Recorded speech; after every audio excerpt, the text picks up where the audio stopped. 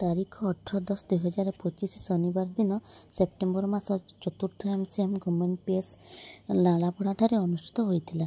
ବିଦ୍ୟାଳୟର ଚାରିଆଡ଼େ ଘଞ୍ଚ ଜଙ୍ଗଲ, ପ୍ରାକୃତିକ ସୌନ୍ଦର୍ଯ୍ୟର ଗନ୍ତାଘର କହିଲେ ଚଳେ। ପରିବେଶଟି ବେଶ୍ ଶାନ୍ତିପୂର୍ଣ୍ଣ।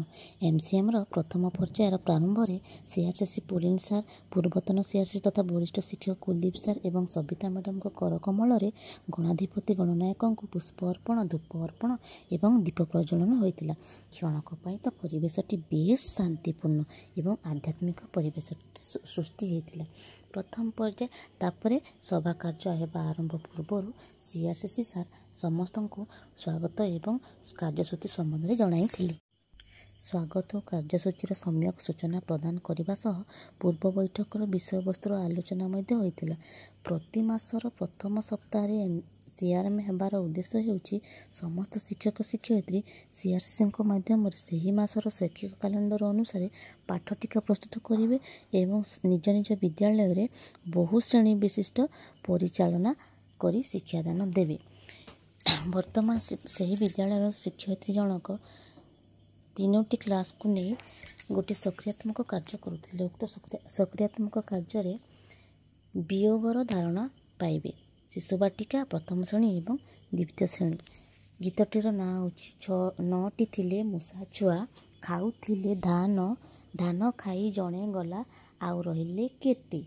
କେତେ ସମୟରେ ସେ ପିଲାମାନେ ଗଣିକି କହୁଥିଲେ। ଠିକ୍ ସେହି ସମୟରେ ମୁଁ ମୋ ପାଖରେ ଜଣେ ଯେଉଁ ମ୍ୟାଡ଼ାମ୍ ବସିଥିଲେ ତାଙ୍କ ସହିତ ଗୋଟେ ସେଲ୍ଫି ନେଇଗଲି।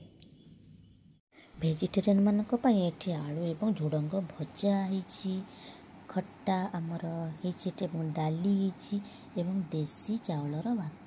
ଆଇଁଷ ଗନ୍ଧ ପାଇ ଏଠି ଆମର ଶ୍ୱାନ ମହାରାଜ ହାଜର, ଭାବୁଛି ଖଣ୍ଡେ ମିଳନ୍ତେ କି।